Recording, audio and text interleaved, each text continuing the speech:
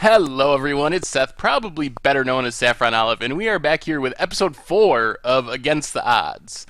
So, last week we played Mono Blue Illusions in Modern, because that's what you guys voted for. But I took some criticism because the deck played a lot like Merfolk, and we didn't really feel that much against the odds. So I will take responsibility for that.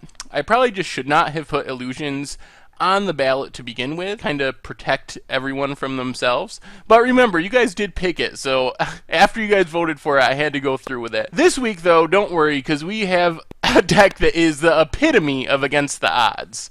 So last week's voting, Swarmyard Tribal came in first with 31% of the vote, followed by Darksteel Reactor. Tainted Remedy is in third, dropping down one slot from second, where it had been the 2 weeks before. Then Chance Encounter and Clone Legion with only 11% each, bringing up the rear, dropping off the ballot. So for this week's ballot, Swarmyard will become the videos. Chance Encounter and Clone Legion are off. We'll have Darksteel Reactor and Tainted Remedy remaining on the ballot. And we'll have 3 new options. So I probably should explain myself a bit. Swarmyard Tribal, it might have been good if I had looked that up in Gatherer before I put it on the ballot. There are, I learned this week, 0 squirrels of any kind. No cards that say squirrels, no cards that make squirrel tokens, no squirrel creatures in the modern format. And while there are a few rats, insects, and spiders, insects and spiders are pretty lacking. There's 1 rare spider, Silklash Spider, 5 mana card, has 2 power. There's a couple rare insects, but they're not all that exciting. And then there's actually a decent rat deck out there, I think, but I felt like that was a little predictable, just to make people discard with ravenous rats and the like over and over again. So I went spicy. So I should probably explain how this deck came to be. Once I realized that I couldn't make an insect, spider, or squirrel deck, and I didn't want to make a rat deck, what came to mind was the Changeling creatures from Lorwyn and Morningtide. So technically, even though their tagline says Shapeshifter, these are rats, insects, spiders, and squirrels all at the same time, because changelings are every creature type at all times, no matter where they are. If they're sitting in your sideboard or in your bulk rare box, they are still all creature types. In theory, we are playing a whole bunch of all the creature types on Swarmyard. So I figured, well, we can use Swarmyard to regenerate our changelings, and then we just have to figure out a way to build the changeling deck. So I started building a changeling lord deck. I had all these changelings: Moth Dust Changeling, Amoebid Changeling, Shapesharer, Skeletal Changeling. I had all those changelings, and I had Mirror Entity. It was like a 4 or 5 color deck, and I was just playing all random lords of all different types, because the changelings, any lord will affect them because they're all creature types. So Lord of Atlantis, Cemetery Reaper, Goblin King, any lord you can think of is giving them a bonus. So that was my first thought. And then something sprung to mind, and I remembered this little card, Descendant's Path, from Avacyn Restored. So Descendant's Path, 2 and a green, it's an enchantment. At the beginning of your upkeep, reveal the top card of your library. If it's a creature that shares a creature type with a creature you control, you may cast that card without paying its mana cost. Otherwise, you put it on the bottom of your library. So I said, oh, Descendant's Path is sweet. I have all these changelings. I can play all these lords, and so any creature I reveal with Descendant's Path, while I have a changeling on the battlefield, will automatically be cast and go to the battlefield. That'll be pretty cool. Then I thought about it and said, why am I playing Descendant's Path to flip over a random Lord of Atlantis or Goblin King to pump my shapeshifters, when what else would they trigger? They trigger things like Emrakul.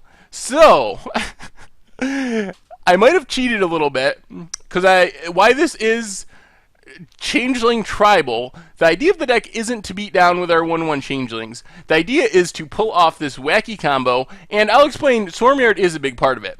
So what we're trying to do is, we are trying to get a Changeling on the battlefield. These are all 1 and 2 drops, so we get a Changeling on turns 1 or turns 2.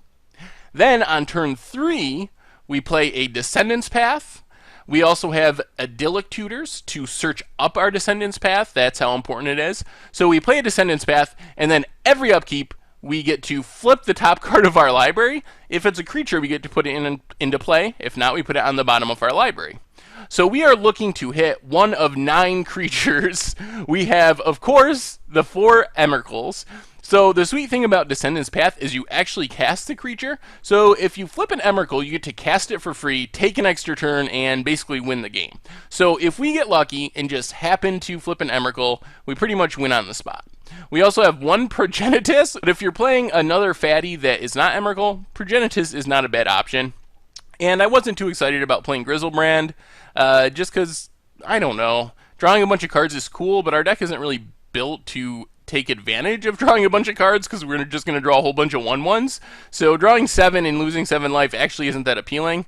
Then the big revelation was Bringer of the Black Dawn. So I was trying to figure out how can I put cards that I want on top of my library to kind of stack the flip for Descendant's Path. So Bringer of the Black Dawn is a 7-mana 5/5. You can pay 1 white, blue, black, red, and green instead of its mana cost.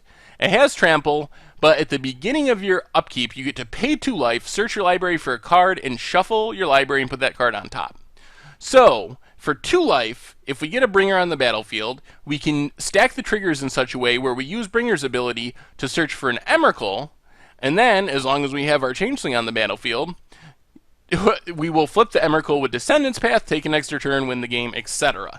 So that's why Bringer is here. So we have any of these 9 creatures are pretty much game-winning hits. Bringer takes an extra turn because we need it to find our Emrakul. Progenitus and Emrakul, in most cases, will just win the game on its own. We also have 4 copies of Congregation at Dawn, so we search our library for up to 3 creature cards, reveal them, shuffle our library, and put them on top in any order. So this allows us to stack our deck in the same way, basically, as Bringer. We can search up an Emrakul, a random creature, and a Progenitus, or Progenitus, random creature, and Emrakul. So we flip one, put it on the battlefield, draw the card, then the next turn we flip the next one, and win the game. So that's the combo we're trying to pull off. So we have a lot of colors, as you can see. We're basically a base blue-black deck, but then we have green-white for Congregation, Descendant's Path, Idyllic Tutor, and we're never going to actually cast Progenitus, but there's red in there too. But I decided we would build the 5-color mana base so we could potentially cast Bringer on turn 5, paying 1 of each color, and use that to set up our combo. So we got a Blood Crypt, 2 Breeding Pools, 3 Flooded Strands, a Godless Shrine, a Hallowed Fountain, 2 Overgrown Tombs, 4 Polluted Deltas, a Steam Vents, a Temple Garden, a Watery Grave, and 3 Windswept Heaths. So, in theory, we can actually cast Bringer of the Black Dawn. So back to Swarmyard. How is this a Swarmyard deck? Well, for us to pull off this combo with Descendant's Path, a Changeling, flipping an Emrakul or Progenitus, we need to keep a Changeling on the battlefield. This is where Swarmyard comes in, because Swarmyard allows us to regenerate our Changelings. So if someone throws a Lightning Bolt at them, or an Electrolyze, or whatever other type of removal, we can take and regenerate, which makes sure we have the creature to start our Descendant's Path into Emrakul chain.